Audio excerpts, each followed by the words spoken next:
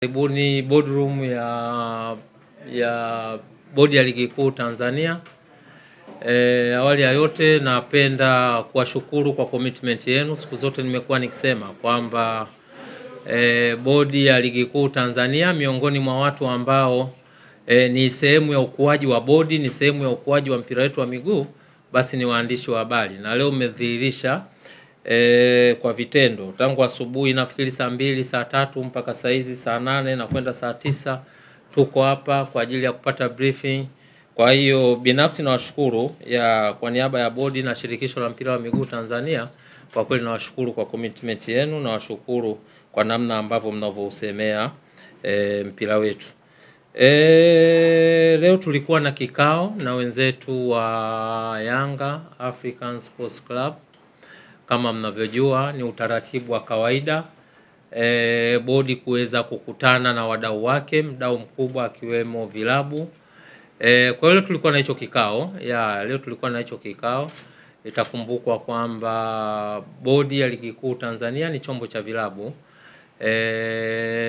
Na pale wenye chombo chao wanapokutana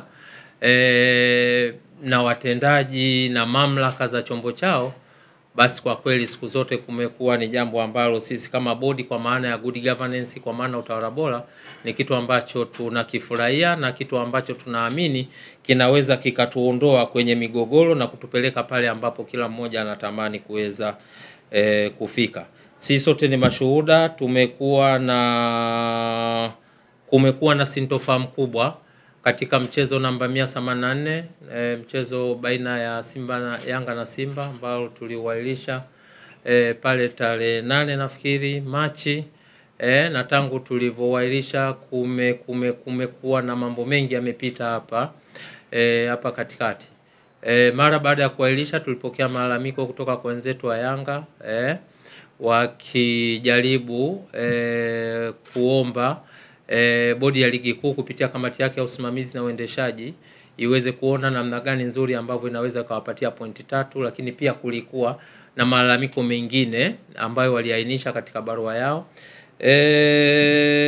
Bodi ikaweza kuwajibu, na baada ya kumaliza kuwajibu kupokea, wenzetu wa Yanga kuridhika na majibu ya bodi. Kwa hiyo ikapelekea kwenda kupeleka malalamiko yao katika chombo cha juu na cha mwisho cha masuala haya ya usuluhishi wa mambo ya michezo, ambacho kimepewa dhamana na shirikisho la mpira wa miguu duniani. Sisi sote ni mashuhuda.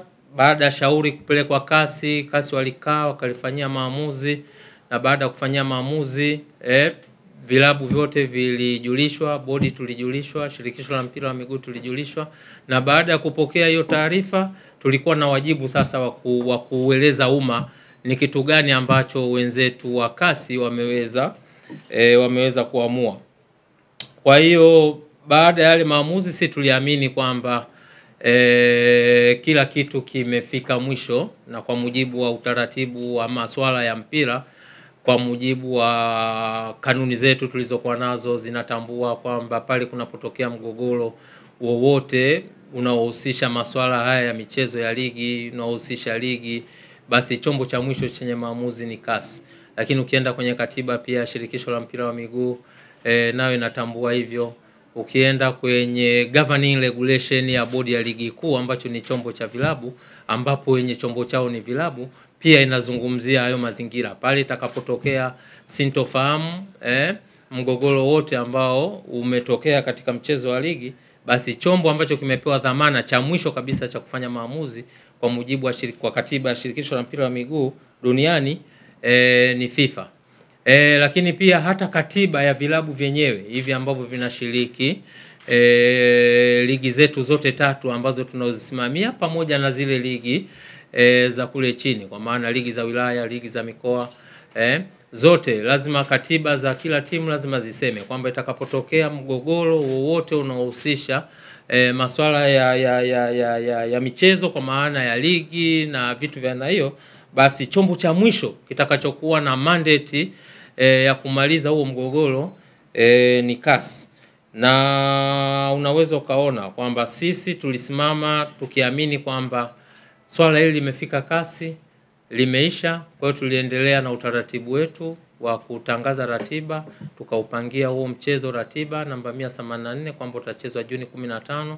Lakini bado pia kuliendelea na sintofahamu nyingi, sisi sote ni mashuhuda. Katika busara ya kawaida kama nilivyotangulia kusema kwamba bodi ya ligi kuu Tanzania ni chombo cha vilabu, kwa hiyo kina wajibu pale mwenye chombo chake anapoonyesha kulalamika ama anapoonyesha kuto kutendewa haki, basi tuna wajibu wa kuona namna gani ambaye tunakutana naye, tunazungumza na vitu vya aina hii.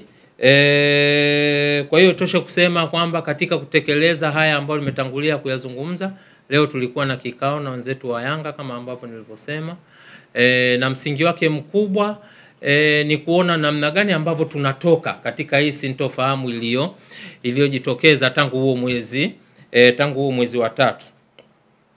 Tumekuwa na kikao kizuri, ni declare interest kwamba tumekuwa na kikao kizuri. Ni aina ya vikao, ni aina ya transparency ambayo kama vyombo, kama bodi, kama vilabu ndio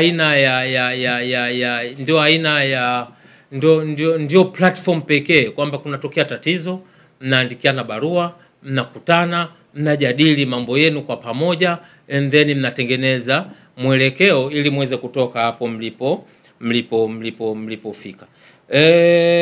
Kwa hiyo kwenye kikao chetu wenzetu wamekuja na mambo manne.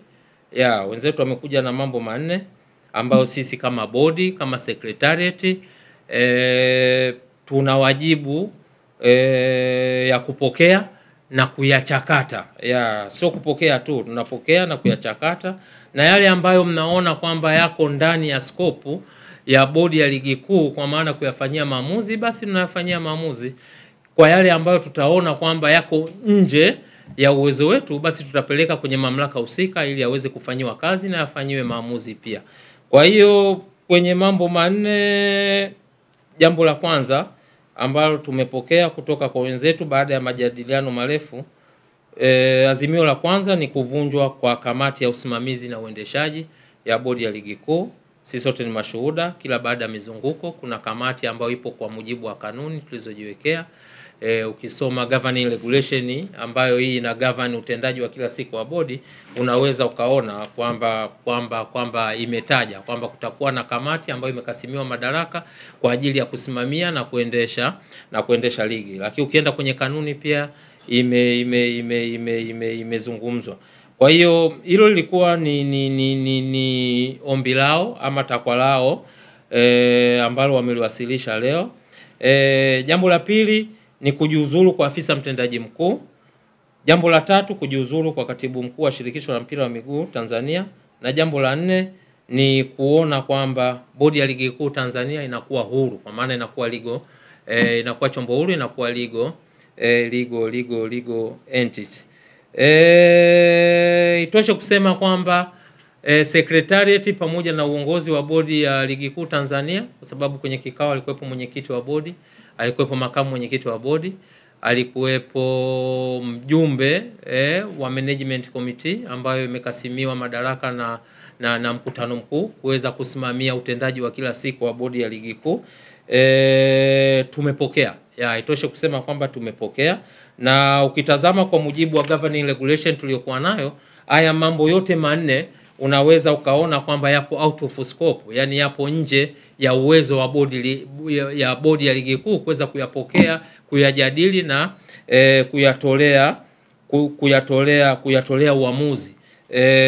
Kwa mujibu wa muundo tuliokuwa nao wa usimamizi na uendeshaji wa ligi, haya mambo yote manne ukiondoa hili jambo moja la kwanza ambalo liko ndani ya uwezo wa mwenyekiti wa bodi, haya mambo matatu yaliyobaki tafsiri yake mamlaka ambazo zinaweza zikayapokea, kuyachakata na kuyafanyia maamuzi ni kamati ya utendaji ya shirikisho la mpira wa miguu na mkutano mkuu wa shirikisho la mpira wa miguu Tanzania. Kwa hiyo tumewaambia wenzetu kwamba tumeyapokea kwa nia njema, kwa nia ya kujenga, tutayawasilisha kwenye mamlaka husika ili yaweze kuyafanyia kazi, na baada ya hapo basi tutawajulisha kama ambavyo tulivyokutana leo na kujadili mambo yetu ya msingi. Kwa hiyo kwa ufupi sana hayo ndio mambo ambayo tuliyajadili leo, na kama nilivyotangulia kusema kwamba sisi kwa haya walioaleta, wajibu wetu ni kuyapokea. Tukiyapokea kwa sababu hatuna mandate nayo, yako nje ya uwezo wetu. Kwa hiyo kamati, bodi kwa maana ya secretariat, sasa tuna wajibu wa kuziandikia mamlaka zinazohusika kwa ajili ya kuyasilisha, kuyajadili na kuyafanyia maamuzi. Naomba kuwasilisha.